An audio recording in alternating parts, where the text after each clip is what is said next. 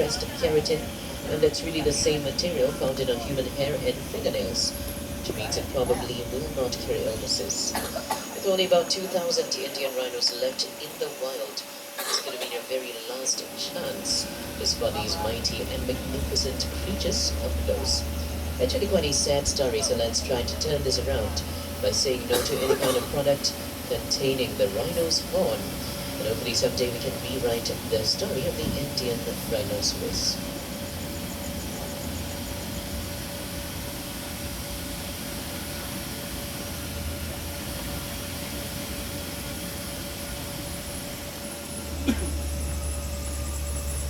Well, explorers, I do hope he's still doing good. Into a new clearing now. See what's happening on the right.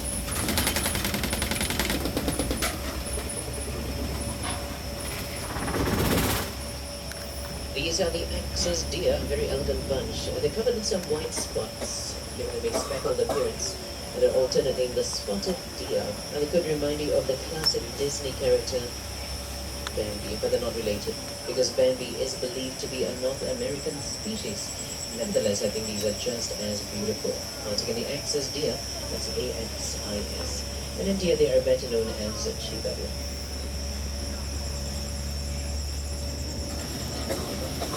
Now, for many, many years, Mother Nature has provided us with some very basic necessities. Unfortunately, the level of appreciation and concern for these final natural frontiers is extremely low on our part. And we continue to exploit these resources, thinking very little of conservation. Remember, ladies and gents, these are exhaustible resources and may not last forever. And good news is that the future lies in our hands. We should all do our part to help conserve the rainforests. And we can begin by practicing the 4 R's.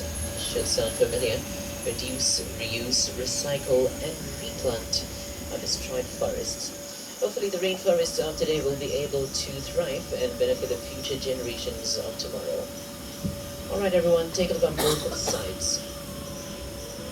And if the person sitting beside you is falling asleep, you may want to tap them on the shoulder, because our journey is not over yet. In fact, we have just found our way to the Burmese hillside, so do you be still with me?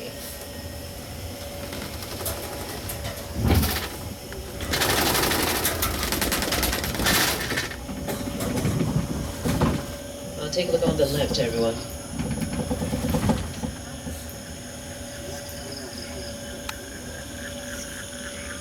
Well, that's another barking deer over here. And very soon you will see some cows. These are the Javan Banteng, a species of wild cattle only found in Southeast Asia.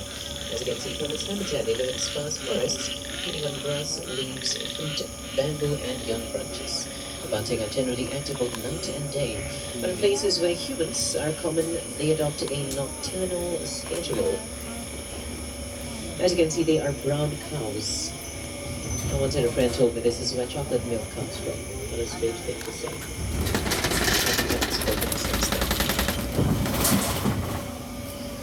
then. And also grazing peacefully on the Burmese hillside are some elk deer. They named after Lieutenant Percy L. who first encountered them in the jungles of Manipur, India in 1839. They really are quite beautiful, but they are listed as an endangered species. The elk deer are also known as the Thamin or the Burmese golden deer, and you will find them in their natural habitat in Myanmar and the Chatin Wildlife Sanctuary.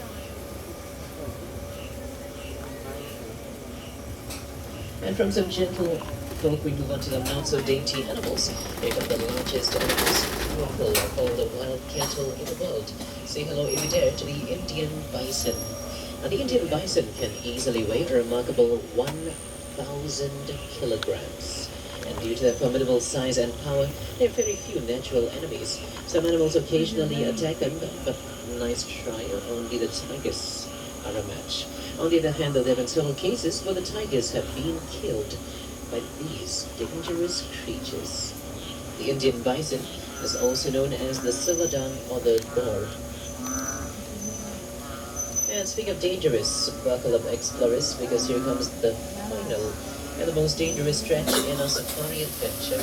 And tightly, a little bit bumpy and a little bit wet.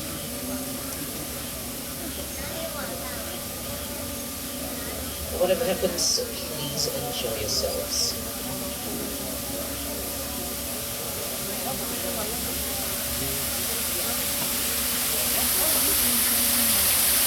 I'm looking at some bells right now. So on the right, these are the Asiatic black bells.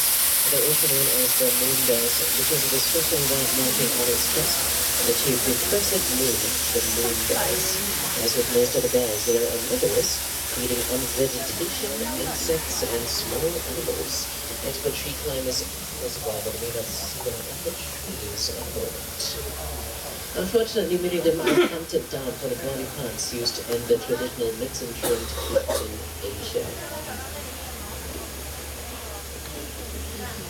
All this is home to the Malayan tiger on the left-hand side. It's not appearing at the moment, I can tell you. It's a very shy, elusive, and mysterious character, just like me. So to look out for the Malayan tiger on the East Lodge Trail. The Malayan tiger lookout is on the East Lodge Trail. That's about a 5-minute walk from the main train station. Now in Australia, we've encountered many endangered animals and threatened ecosystems. Here at the Night Safari, we consider education as one of the most important contributions towards conservation. And hopefully our future generations will be able to marvel at what we have just seen and experienced tonight. The time now is 10:32, and we have come to the end of our tram journey tonight. This is the amphitheater on the left. If you're heading off for the animal show, it's already started, but it's only just begun, so you can catch the rest of it if you make a dash.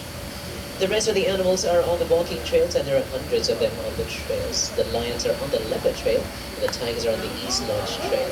As you take a leave, kindly align on the left, and please do not leave anything or anyone behind.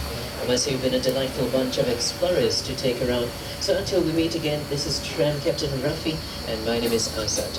Thank you for coming into the world's first night safari, and I hope you've had a wild time tonight. That's all from us, folks. Thank you very much, and good night.